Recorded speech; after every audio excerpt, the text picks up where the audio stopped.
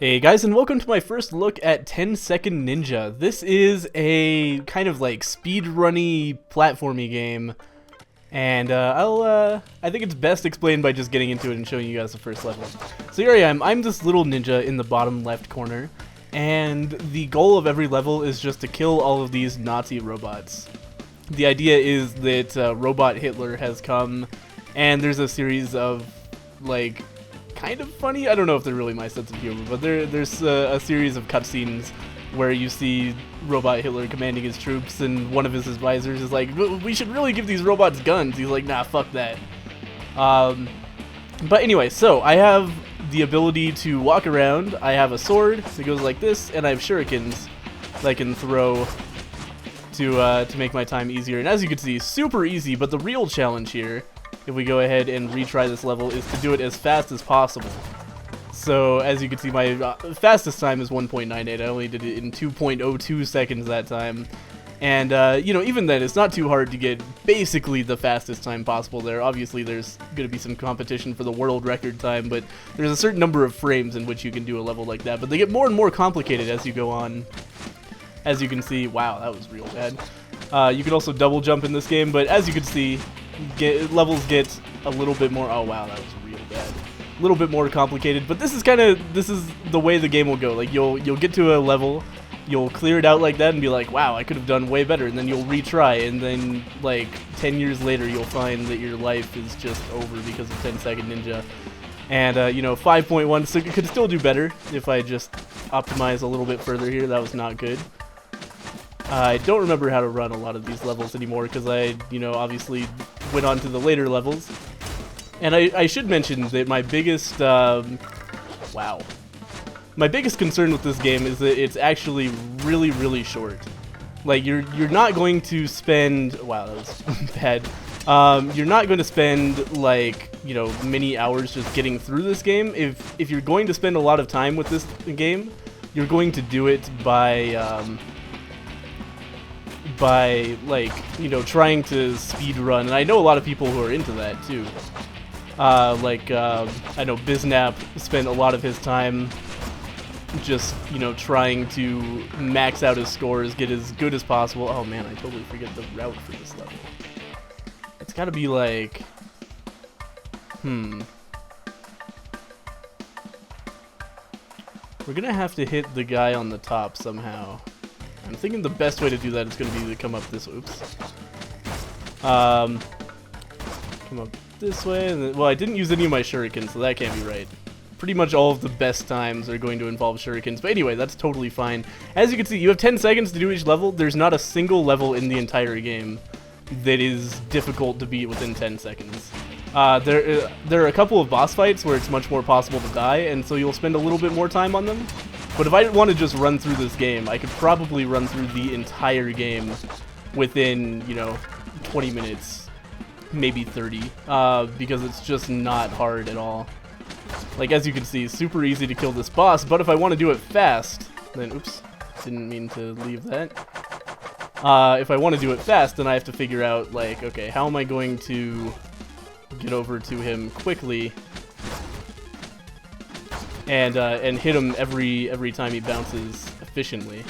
So, you know, that's kind of the way it goes. By the way, you don't get shurikens on boss fights, which makes them a little bit harder. But that's the entire forest, and as you can see, I finished it in 30.38 seconds. Not that time, but that's an aggregate of all of my high scores there. I also have all of the stars, and the stars are kind of an important concept. I've heard there's a special final set of levels after you unlock all the stars, but honestly, I just don't have the patience for trying to. Wow, my shuriken didn't finish before I died. I've never done that before. I forgot how to do this level actually. Obviously not like that. I guess that's pretty good. 0.02 to the next star. So if I'd done that 0.02 seconds faster, I would have scored 3 stars. I obviously already got 3 stars on this level. But that's, anyway, what I've been trying to get at for a while now, but been distracted by the gameplay over and over again, is that just beating this game is not going to be hard for you. And that's not really the kind of gameplay I'm into, but I know it's the kind of gameplay a lot of people are into, so I don't want to, like, judge the game really harshly on that. Oh, wait a minute, yeah, this one's this way. But yeah, I don't want to judge the game harshly on that, because obviously, you know, all games are not made for me, but it is something that people should be aware of, I think. That, like, this game may not be for you if you do not, you know, like the kind of obsessive score attacking that a lot of people are into. You know, this is very much a game made for speedrunners, I think. That was really bad, but whatever. Because, you know, I'm just blowing through all these levels. I could have done this my first try and it would be like no problem whatsoever. But, you know, what you really spend your time on in the game, and what I've spent like all of my time playing this game on, is just trying to beat your previous high score and get all of the stars. Because obviously I did this in 2.6 seconds somehow. I don't remember how, but if I spent, you know, the entire video on this level, then I would, you know, be able to, you know, work on my score and try to get it higher and higher, and so on and so forth. And that is, you know, where the meat of the gameplay comes from. But if you want to play this like a Super Meat Boy, you know, like obviously people speedrun Super Meat Boy, but you don't have to, is the point. Oh wait, I remember now. You have to come over here and then shoot like that, and then you do that, and then you come over here and do that. Right. But obviously, you know, people do speedrun Super Meat Boy, but just getting through the levels is a challenge, and a really satisfying one. And that's kind of what I hoped for out of this game, and is not at all what the game is. So my main concern with this video is just, like, drawing the differentiation there. And, oh right, this floor breaks, how did I forget? Let's see. Ooh, that was close. 4.24. I actually beat this one on an even 4 seconds last time. Anyway, so there's the first 2 worlds done. There's also Ice and Death Cube, and then there... Oh, wait a minute. I can go to the bonus levels. Oh my god, okay. But I probably shouldn't show that off, because that's very endgame.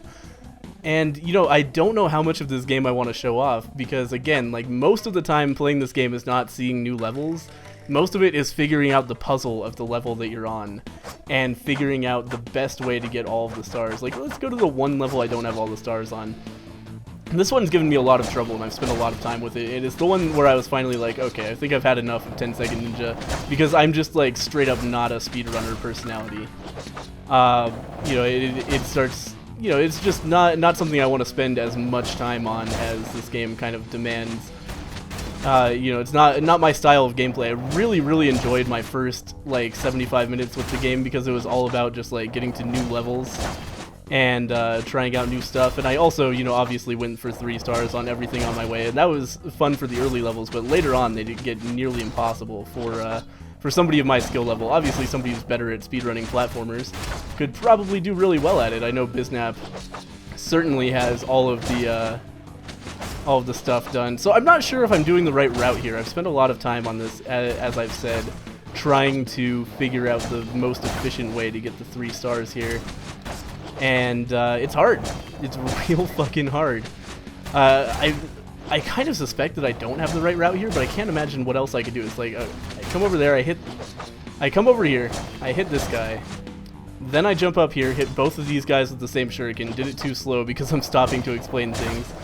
But hit both of these guys with the same shuriken, quickly jump up to that next ledge. Damn it, fucked up my shuriken. You have to do a really quick, like, mid-air turn there. And this looks easy, but it's actually, like, really precise, like, frame-perfect execution that is necessary here to get 3 stars. And that's not unusual at all. Most of the levels, I would find it very difficult to optimize much beyond the 3-star threshold. So the last thing I want to do there, I'll just show you guys slow this time because I need to stop restarting this over and over, is I would land up here, come up here, shoot a shuriken over there, and if I do that all frame perfect, I've gotten within like a 1/10 of a second or less from the 3-star rating here. But that last 1/10 of a second is real hard. Yeah, I'm 0.52 from another star, so it takes what, 5.12 to finish this with the 3-star rating. And it's like, holy shit, how am I gonna do that? Real hard, real hard. Damn it.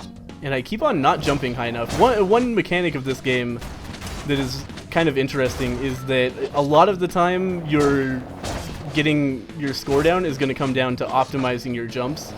such that you don't waste a lot of time on double jumping, because this isn't like a hold the jump button to jump higher thing. If you hit the jump button, you will always jump the same height. So to cut down on time on a double jump, you want to like very rapidly hit the two buttons, but only just perfectly so that you get to the ledge you're going to, so that you land quickly and don't float around in the air too much.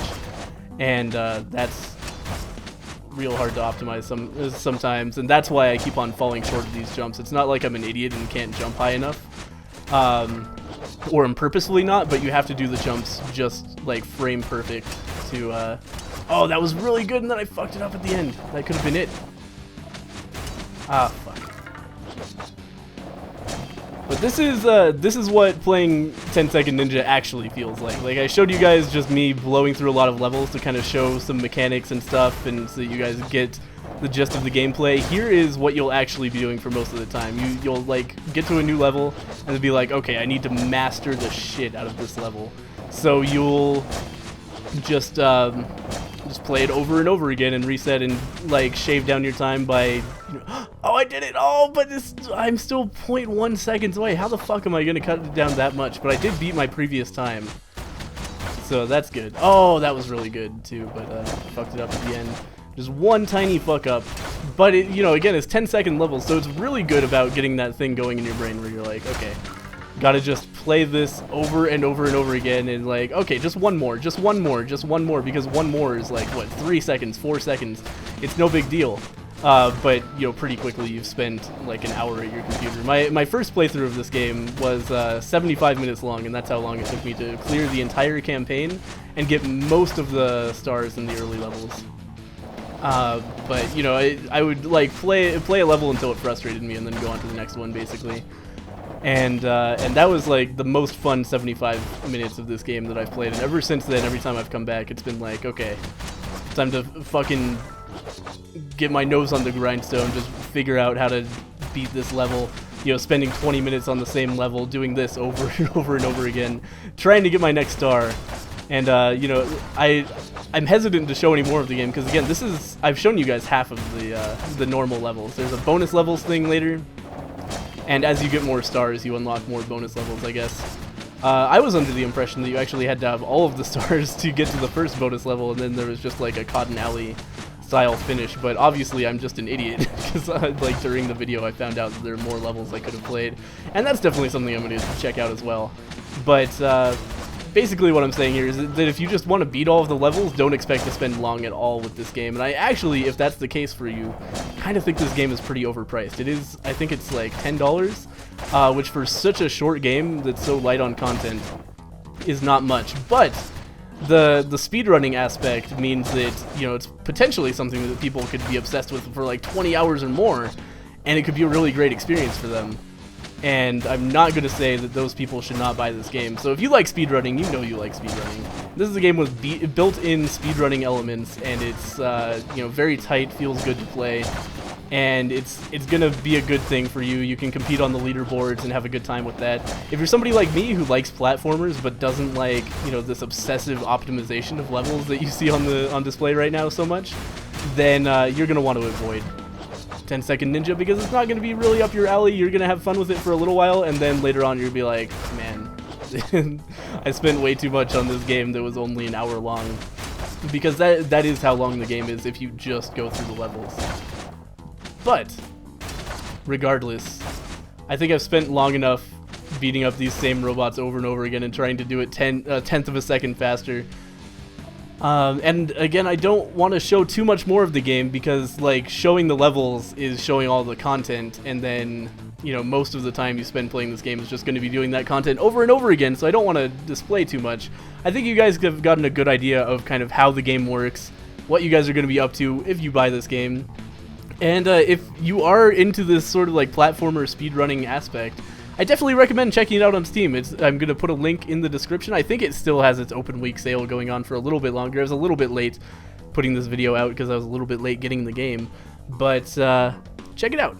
It's a good game that you may or may not enjoy. I think the people who would enjoy this game already know, and the people who wouldn't also probably already know. So check it out if you want to check it out, and don't if you don't. And regardless, I'll see you guys next time on First Look.